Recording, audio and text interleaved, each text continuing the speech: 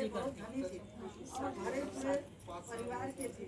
छोटी सातवीं बहू के परिवार में कोई भाई बहन और नहीं बचा तथा वह बहुत गरीब थी। इसी कारण 6 बहुओं के पीहर से बहुत सा दाम दहेज आया था और उसके पश्चात भी उसके भाई जब जब बहुत सा सामान मिलाते रहते। इस तरह परिवार में उन 6 बहुओं का बड़ा मान सम्मान। छोटी बहू घर का सारा काम काज करती थी किंतु सभी उसकी बुराई करते थे। प्यार उसके सास ससुर भी नहीं करते थे और उसे खरी खोटी सुनाते रहते थे। एक दिन छोटी बहू घर से अकेली निकल पड़ी और बियावान जंगल में जाकर जोर जोर से रोने लगी। आज करवा चौथ व्रत का दिन था। उसके जेठानियों के घर से करवा चौथ व्रत का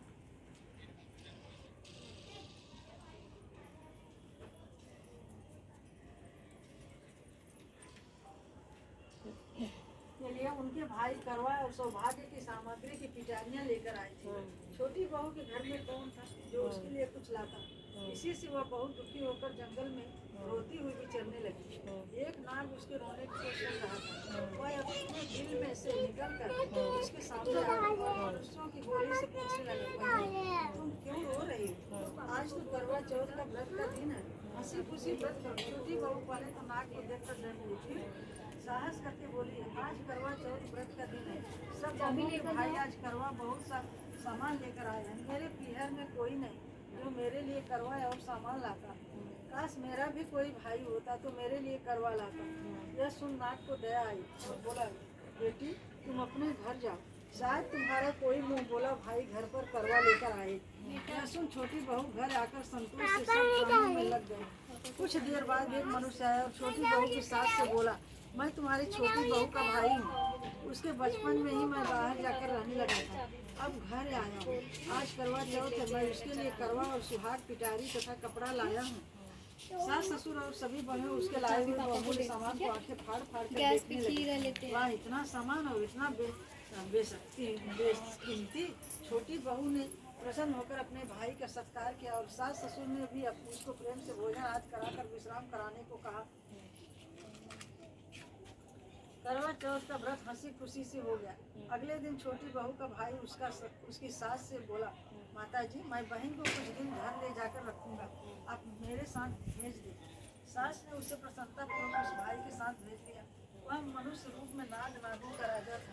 वह उसे ससुराल से अपने महल में लेकर आया और बोला, बहन तुम जितने दिन रह सको यहाँ हंसी खुशी अपने इच्छा अनुसार खाओ पियो और सारे महल में मर्जी सारे महल में मर्जी हो वहाँ घूमो, लेकिन क्या ध्यान रखना कि सामने वाली नाद का ढक्कन उठाकर कुछ देखना।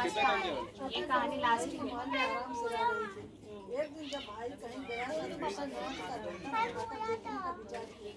उसने सोने महल में नाद का ढक्कन को उठाया तो उसमें नाग के बच्चे इधर उधर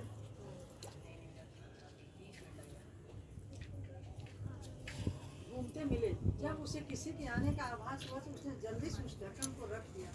जल्दी से ढक्कन रखने से एक नाग के बच्चे की पूंछ पर ढक्कन पड़ गई और वह उससे कट गई। शाम को नाग भैया आया। भाई ने सच बात कहकर अपनी गलती मानते हुए भाई से क्षमा मांगी। नाग भैया ने उसे क्षमा कर दिया। वह पूंछ कटा नाग बंडा नाम से बड़ा चिढ़ता था।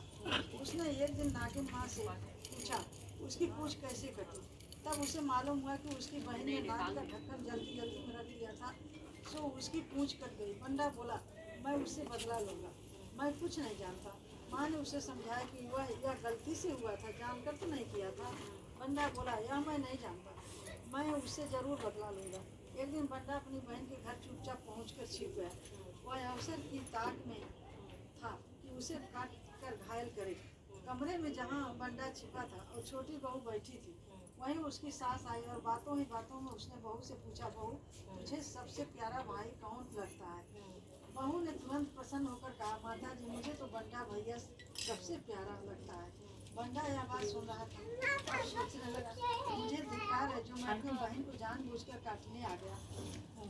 वह वहाँ से चुपचाप लौटने लगा कि तभी उसे याद आया कि कल करवा चौथ का व्रत होने वाला है। उसने वहाँ से लौटकर करवा और ढेर सारा सामान इकट्ठा किया और अपनी बहन प्यार से स्वागत सत्कार किया। जब वो अपने घर पहुँचा तो माँ ने पूछा, क्या तुमने अपनी बहन से बदला ले लिया? बंडा बोला, माँ वह तो मुझे सबसे ज़्यादा प्यार करती है, ऐसी बहन से कोई बदला लिया जाता है क्या? तो बंडा अपनी बहन के घर हर करवा चौथ पर करवा और अन्य सामान लेकर जाने लगा। सब लोग भाई बहन के प्यार से बहुत खुश थे।